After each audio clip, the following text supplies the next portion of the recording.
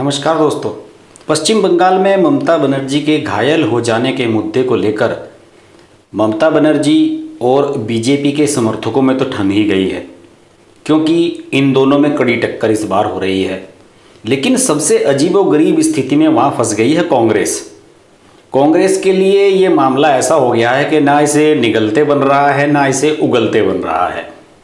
कैसे, मैं आपको बताता हूँ। पश्चिम बंगाल में 294 विधानसभा सीटों में चुनाव है और ममता बनर्जी ने पिछली बार 211 सीटें जीती थी और दूसरे नंबर पर कौन सी पार्टी रही थी? कांग्रेस, जिसने 44 सीटें जीती थी। और इस बार कांग्रेस वाम दलों के साथ गठबंधन में है। इसके अलावा फुरफुरा शरीफ वालों ने जो पार्टी बनाई है ISF, वो भी इस गठबंधन का हिस्सा है। और कांग्रेस इस बार इस प्रयास में है कि हम मुस्लिम वोटों को तोड़ लें ममता बनर्जी से, और वाम दल, कांग्रेस और ISF मिलकर सरकार बनाएंगे यहाँ पर पश्चिम बंगाल में। और इसको लेकर अधीर रंजन चौधरी, जो कि वहाँ के प्रदेश के सबसे बड़े नेता हैं, लोकसभा के सांसद भी हैं 5 बार के, और इस समय वहाँ पर सारे जितने भी कांग्रेस के फैसले हैं, टिकट फाइनल करना और जितने भी गठबंधन कर रहे हैं, सब चीज़ों के लिए जो अधिकृत हैं वो अधीर रंजन चौधरी ही हैं। तो अधीर रंजन चौधरी लगातार ये कोशिश कर रहे हैं कि किसी भी तरीके से ममता बनर्जी और कांग्रेस गठबंधन के बीच में फाइट बनाई जाए। सब लोगों के बीच मैसेज ये है कि इस बार फाइट वहाँ पर हो रही है बीजेपी और ममता बनर्जी के बीच में। जितने भी हाल ही में सर्वे आए हैं, सब लोगों ने ये रिफ्लेक्ट कर दिया है कि बीजेपी 100 से ज़्यादा सीटें जीतने जा रही है या लगभग 100 सीटें जीतने जा रही है। हालांकि ये सारे ओपिनियन पोल ये कह रहे हैं कि ममता बनर्जी फिर से सरकार बनाएंगी, लेकिन इसके बावजूद भी कांग्रेस को ये लग रहा है कि अगर हम सीधे ममता बनर्जी से टक्कर लेंगे तो ये भी मैसेज जा सकता है कि देखिए, ममता बनर्जी से टक्कर कांग्रेस और वाम दलों का गठबंधन ले रहा है, इसलिए हमें इन्हें वोट देना चाहिए।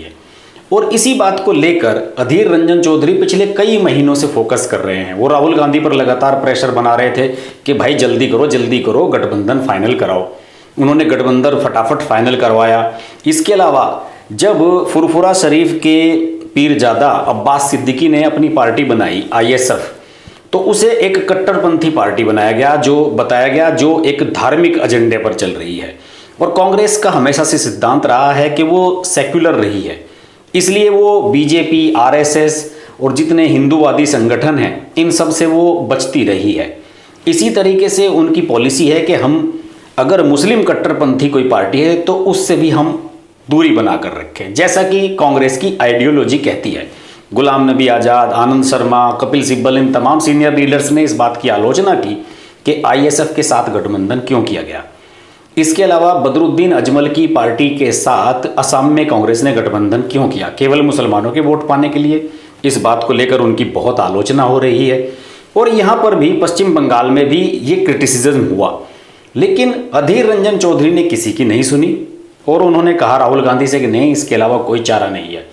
हमें ममता को अगर हराना है तो मुस्लिम वोट हमें तोड़ने होंगे और मुस्लिम वोट हमें ISF वाले दिलवा सकते हैं, क्योंकि इनके बहुत समर्थक हैं जो वहाँ के फुरफुरा शरीफ दरगाह को मानते हैं। तो राहुल गांधी ने कहा ठीक है, आप कर लो जो करना है। वैसे भी राहुल गांधी का पश्चिम बंगाल में कोई इंटरेस्ट नहीं है। उनका फोकस है इस बार केरल और तमिलनाडु पर, जहां कांग्रेस की सरकार बनती हुई नजर आ रही है।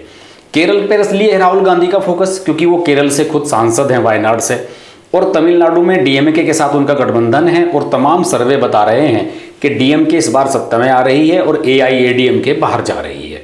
तो राहुल गांधी ने कहा आपको जो करना है अधीर रंजन चौधरी करो।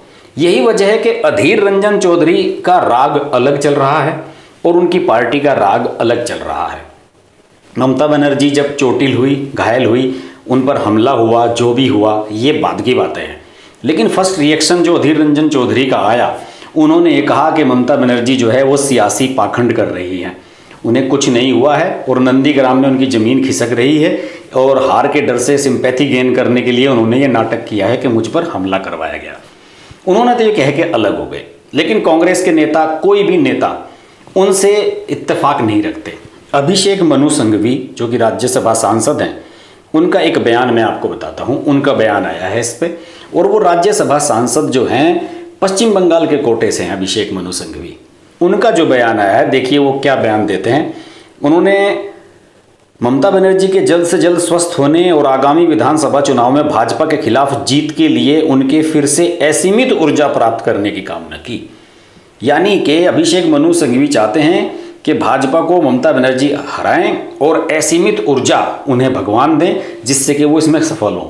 अधीर रंजन चौधरी साहब, आपकी पार्टी का आदमी कह रहा है कि ममता बनर्जी को जितवा दिया जाए। क्या हास्यास्पद बातें कर रहे हैं ये कांग्रेस वाले। क्या इनकी स्थिति हो गई है? क्या किसी चीज़ को लेकर ये बैठकर कोई प्लान करते हैं या नहीं, या बस जो मन में आता है सब अपने बयान देने लगते हैं? ये बड़ी ही हास्यास्पद स्थिति हो गई है। इसके अलावा आप देखिए, आनंद शर्मा ने कहा है कि डेमोक्रेसी में हिंसा की जगह नहीं है भाई, यहाँ हिंसा नहीं होनी चाहिए। उन्हें लग रहा है कि ममता बनर्जी पर हमला किया है, शायद बीजेपी वालों ने करवाया है या किसी ने भी करवाया है, ये तो उन्होंने कहा नहीं है, क्योंकि आनंद शर्मा की आजकल कांग्रेस में ही कोई नहीं सुन रहा है। लेकिन उन्होंने भी अपनी बात कहने से पीछे नहीं हटे हैं।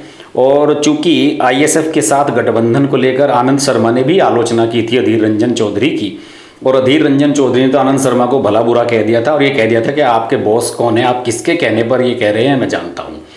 तो आनंद शर्मा ने कहा कि ममता बनर्जी पर ये जो हमला है गलत है, लोकतंत्र में हिंसा की कोई जगह नहीं होनी चाहिए और राजनीति में इस तरह की घटनाएं नहीं होनी चाहिए।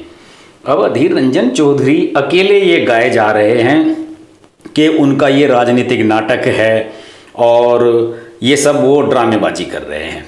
बहरहाल बीजेपी इस मामले को लेकर अभी चुप है। बीजेपी ने इस पर कोई खास प्रतिक्रिया नहीं दी है और बीजेपी का ये कहना है कि हम इस मामले को राजनीतिक तूल नहीं देना चाहते हैं। एक घटना हुई, ममता बनर्जी को चोट लगी, उनके पैर पर प्लास्टर चढ़ गया, कुछ दिनों बाद वो ठीक हो जाएंगी, ठीक है। बीजेपी के कुछ नेता तो ममता बनर्जी से आज मिलने भी गए थे, लेकिन वहाँ पर वो उन्हें मिलने नहीं दिया टीएमसी के समर्थकों ने। तो ये सब चीज़ें चल रही हैं। इसके अलावा मैं एक कांग्रेस की प्रवक्ता हैं सुप्रिया श्रीनेत, उनका बयान पढ़ रहा था। उन्होंने कहा कि हमारे प्रदेश अध्यक्ष ने कुछ प्रतिक्रिया दी है, तो हो सकता है कि उनके पास कुछ और साक्ष्य हों। मैं हिंसा की निंदा करती हूं। यह जरूर है कि हमारे कुछ नेताओं ने प्रतिक्रिया दी क्योंकि उस वक्त खबरें आ रही थी, इसे विरोधाभास मत कहिए। उन्होंने अधीर रंजन चौधरी और आनंद शर्मा के जो विरोधाभासी बयान हैं इसको लेकर ये बात कही है।